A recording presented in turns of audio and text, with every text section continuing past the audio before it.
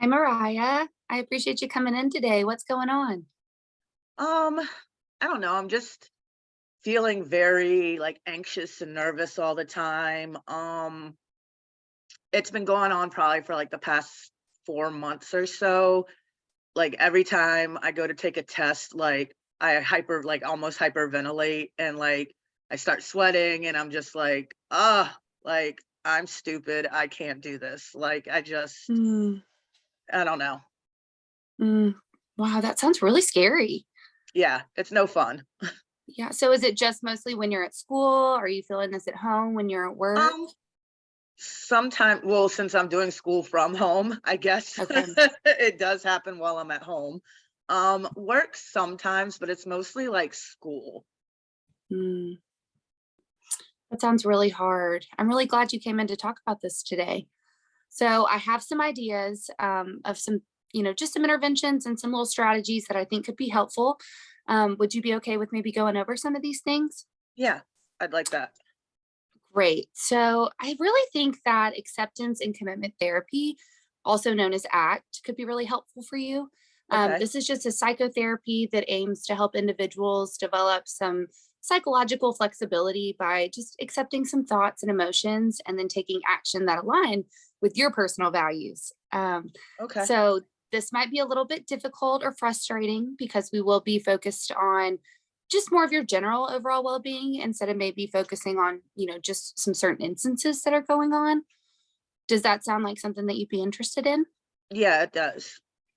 Awesome. So it's a really useful tool. There's about six core principles that we're going to focus on. So we'll be looking at acceptance, just acknowledging that difficult thoughts and emotions are normal, and we'll just learn how to just accept those in our day-to-day life and not really try to necessarily like suppress or control them. We'll be looking at some cognitive diffusion. So we'll be learning to observe our thoughts and emotions as they arise, but we're not going to necessarily get caught up with them. We're going to look at present moment awareness. So we'll be learning to be fully present and engaged in the current moment rather than just dwelling on the past or worrying about the future. And, self as context is a really important tool that we'll be using together too. So we'll be recognizing that your thoughts and emotions are not the same as who you are on the inside and your true self. Okay. But they're just some passing experiences that can be observed and accepted. So, like I also said, we'll be looking at your values. So, these are specific to you. So, we'll be digging deep on the inside and then just using them as a guide to help you make some meaningful decisions. And then once we kind of, look through all these different things, we'll be looking at the committed action. So, we'll be looking at taking steps forward to help you achieve your goals and values and just kind of, working through these difficult thoughts and emotions. Does that sound Okay. like something you'd be interested in? Yeah, I think I really need that. Yeah, there can be some really helpful tools, and I'm excited to dig deeper with you. So, mindfulness is a major component of this therapy. So, we'll be, paying attention to the present moment with curiosity and without judgment. So, a way we could do this is through body scans. So, just as you're going through your day to day life, maybe when you're at work or, you're getting ready to do something big at school, you can just kind of, look in your body, see how you're feeling, take some, deep breaths, maybe look at the pain or the tension or anything out of the ordinary. Does that sound like something you might be able to start incorporating? Yeah, I think I could start doing that. Just like taking a moment to really like, I guess, ground myself in a sense. Yeah. And, we'll be starting slow. Um, and just some other tools going forward that I kind of just, want to go ahead and walk through with you just to kind of help you wrap your head around them. So we'll be doing some cognitive diffusion exercises. Okay. So we'll be doing some deep breaths. And then we're going to start just examining these anxious thoughts you're having.